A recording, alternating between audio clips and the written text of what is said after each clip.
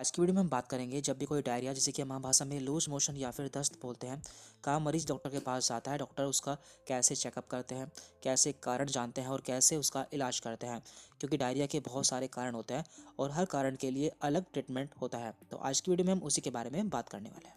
तो हमारे सामने केस है एक्यूट डायरिया का, यानी कि कोई व्यक्ति है जिसे अचानक से लूज मोशन स्टार्ट हो गए हैं। तो हम उसका कैसे एग्जामिनेशन करेंगे और कैसे इलाज करेंगे।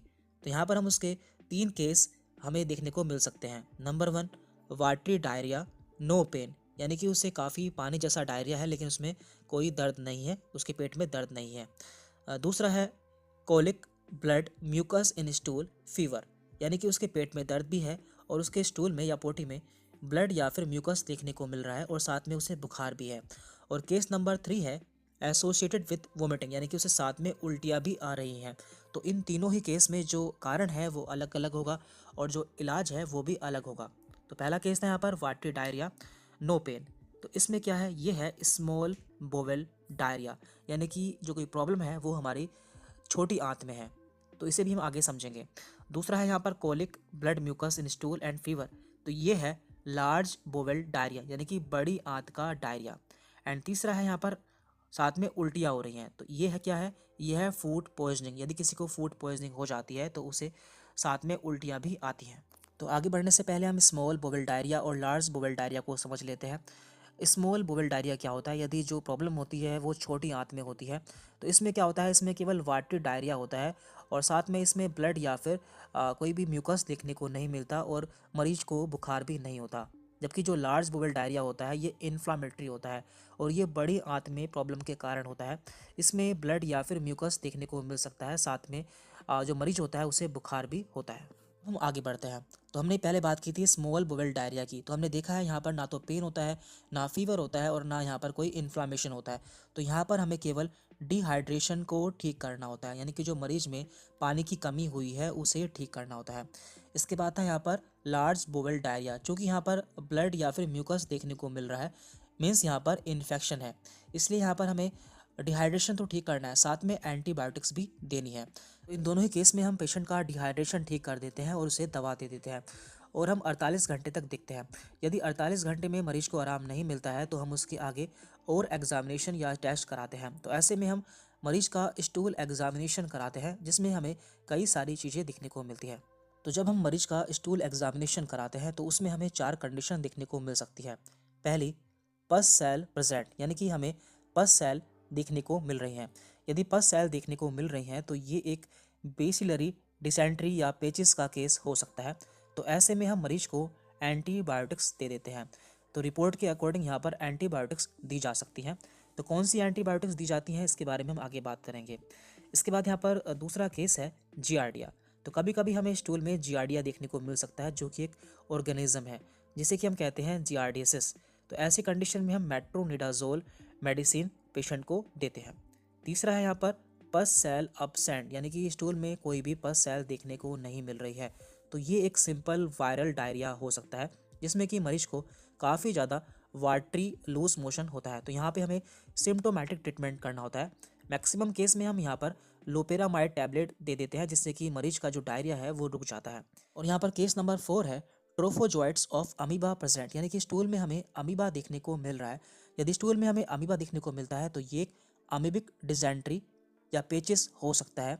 तो ऐसे केस में हम मेट्रोनिडाजोल मेडिसिन मरीज को देते हैं। अब एक बार हम दोबारा से जान लेते हैं कि हमें कौन से डायरिया में कौन सी दवा देनी होती है। पहले हम बात करते हैं एक्यूट बेसिलरी डिसेंट्री की, जिसमें कि हमें पस सेल देखने को मिलती है। इसके सिम्टम या लक्षण हैं ब्लड, म्यूकस एंड पस, जो कि हमें स्टूल में देखने को मिलता है। इसमें मरीज को बुखार भी रहता है और पेट में दर्द भी रहता है। तो ऐसे में हम मरीज को कुछ एंटीबायोटिक्स देते हैं जैसे कि सिप्रोफ्लॉक्सासिन एंड ओफ्लॉक्सासिन। इसके बाद यहाँ पर है एक्यूट गैस्ट्रोएंटरटाइटिस, यानी कि अचानक से पेट में इन्फेक्शन हो जाना या फिर हमारी आंतों में इन्फेक्शन हो जाना। तो इसमें हमें कोई भी ब्लड, म्यूकस या पस सेल दिखने को नहीं मिलती है, बस मरीज को बहुत ज़्यादा वाटरी डायरिया होता है, यानी कि उसे पानी जैसा डायरिया होता है और उसके पेट में दर्द भी हल्का फुल्का हो सकता है लेकिन उससे बुखार नहीं होता है। तो ऐसे में हमें मरीज का जो डिहाइड्रेशन है या जो पानी की कमी है उसे ठीक करना होता है और इसमें हमें कोई भी एंटीबायोटिक्स नहीं देनी होती है। हम यहाँ पर सिंपली लोपेरामाइड या फिर पीली वाली गोली दे सकते हैं। इसके बाद यहाँ पर है अमीबिक डिसेंट्री यानी कि जो पेचिस है वो अमीबा के कारण हुआ है। तो ऐसे में हमें स्टूल में ब्लड या म्यूकस देखने को मिल सकता है और मरीज के पेट में दर्द भी हो सकता है। तो इस केस में भी जो जनरली फीवर या फिर बुखार देखने को नहीं मिलता है। इसके बाद हमने देखा था जियार्डिसिस। इसमें क्या होता है, जो स्टूल होता है वो काफ़ी वाटरी होता है और इसमें पेट में ब्लोटिंग देखने को मिलती है, यानी कि पेट फूल जाता है, साथ में वोमिटिंग भी देखने को मिल सकती है। तो इस केस में भी हम मेट्रोनिडाजोल टैबलेट का इस्तेमाल करते हैं। इसके बाद यहाँ पर है फूड पॉइजनिंग, यानी कि खाने से पॉइजनिंग हो जाना। तो इसमें भी काफ़ी वाटरी डिस्चार्ज होता है। तो ऐसे में मरीज को साथ में उल्टियाँ भी होती है लेकिन बुखार नहीं होता है। तो इसमें हमें डिहाइड्रेशन को ठीक करना होता है और साथ में हम लोपेरामाइड टैबलेट दे सकते हैं, लेकिन यहाँ पर हम कोई भी एंटीबायोटिक का इस्तेमाल नहीं करते हैं। और लास्ट है यहाँ पर कोलरा। तो कोलरा में हमें राइस वाटर स्टूल देखने को मिलता है, यानी कि जो स्टूल होता है वो काफ़ी वाटरी होता है और उसे बार बार स्टूल पास करने के लिए जाना पड़ता है और उससे बहुत ज़्यादा डिहाइड्रेशन हो जाता है और उसका जो ब्लड प्रेशर है वो भी कम हो जाता है और साथ में हमें शॉक भी देखने को मिल सकता है। तो इसमें हम कुछ एंटीबायोटिक यूज़ करते हैं, जैसे कि टेट्रासाइक्लिन, डॉक्सीसाइक्लिन आदि, और यहाँ पे हमें डिहाइड्रेशन को भी ठीक करना होता है। तो यह है द डायग्नोस्टिक बुक, डॉक्टर कैसे किसी मरीज़ की बीमारी का पता लगाते हैं। तो इस बुक में आपको बहुत सारी केस स्टडीज़ मिल जाएंगी, तो आपको दिखा देते हैं इसमें क्या क्या दिया हुआ है। इसमें दिया हुआ है बेसिक एग्जामिनेशन, केस स्टडीज़, जैसे कि patient with fever, patient with cough, patient with diarrhoea. तो जब इन बीमारी के मरीज़ डॉक्टर के पास जाते हैं, डॉक्टर कैसे उसकी बीमारी का पता लगाते हैं और कैसे उसका इलाज करते हैं। बाद में इसमें यहाँ पे मेडिकल अवेयरनेस दी हुई है, साथ में इसमें मेडिकल एजुकेशन दिया हुआ है, डॉक्टर प्रिस्क्रिप्शन दिए हुए हैं। तो हम कुछ देख लेते हैं, जैसे कि यहाँ पे है बेसिक एग्जामिनेशन, डॉक्टर कैसे एग्जामिनेशन करते हैं, डॉक्टर कैसे पेशेंट की टंग चेक करते हैं, उसकी आंख चेक करते हैं, ये सभी चीज़ें इसमें दी हुई है। तो हमारे पास में ये केस नंबर 7 है। इसमें दिया है पेशेंट ऑफ एडिमा या फिर सूजन। यदि कोई मरीज सूजन का मरीज डॉक्टर के पास आता है तो वो बोलता है डॉक्टर मेरे फेस और मेरे पैरों में 3 दिन से स्वेलिंग सूजन है। तो डॉक्टर को क्या करना होता है, डॉक्टर को देखना होता है कि सूजन शरीर के किस हिस्से में है। तो यदि सूजन चेहरे पर होती है तो किडनी की बीमारी हो सकती है, लेग्स में होती है तो हार्ट की बीमारी हो सकती है। तो इस तरह से इसमें दिया हुआ है। इसके बाद painting and non painting oedema क्या होता है वो सब भी इसमें दिया हुआ है। डॉक्टर देखते हैं कि मरीज को एनीमिया या फिर खून की कमी तो नहीं है। तो कुल मिलाकर डॉक्टर जान पाते हैं कि सूजन का कारण क्या है। लास्ट में यहाँ पर हाइलाइट्स दिए हुए हैं और एक्शन टू बी टेकन। जब आप इस बुक को देखेंगे तो उसमें एक चैप्टर है इमरजेंसी कंडीशन। तो कुछ ऐसी कंडीशन होती है जिसमें हमें तुरंत इलाज की ज़रूरत होती है, जैसे कि ब्लड या फिर धुंधला दिखाई देना। तो इसके क्या क्या कारण होते हैं, अनकंट्रोल ब्लीडिंग यानी कि खून बहना ना रुक रहा हो, तो उसके क्या क्या कारण होते हैं। तो वो सभी कंडीशंस इसमें दी हुई। चैप्टर नंबर 11 है डाइट, यानी कि किस बीमारी में क्या खाना चाहिए और क्या नहीं खाना चाहिए। तो यह भी इस बुक का एक बहुत ही इंपॉर्टेंट पोर्शन है, तो ये भी आपको ज़रूर से जानना चाहिए।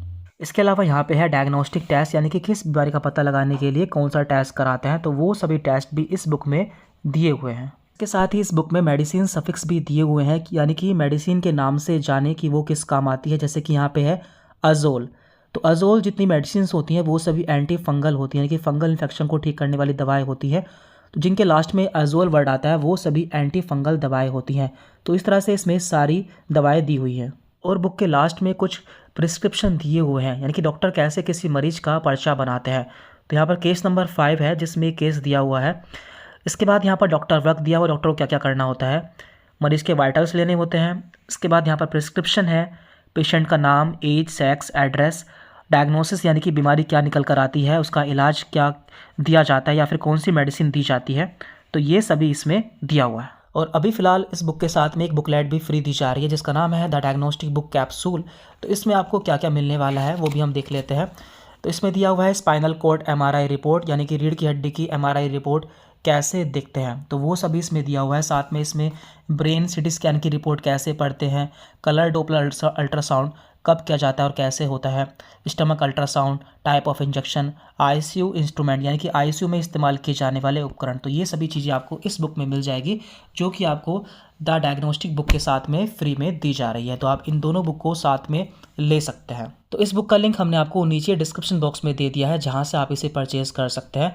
साथ ही साथ आप इसे कोरियर से मंगाने के लिए हमें व्हाट्सएप मैसेज भी कर सकते हैं। हमने व्हाट्सएप नंबर नीचे डिस्क्रिप्शन बॉक्स में दिया हुआ है। Thank you very much.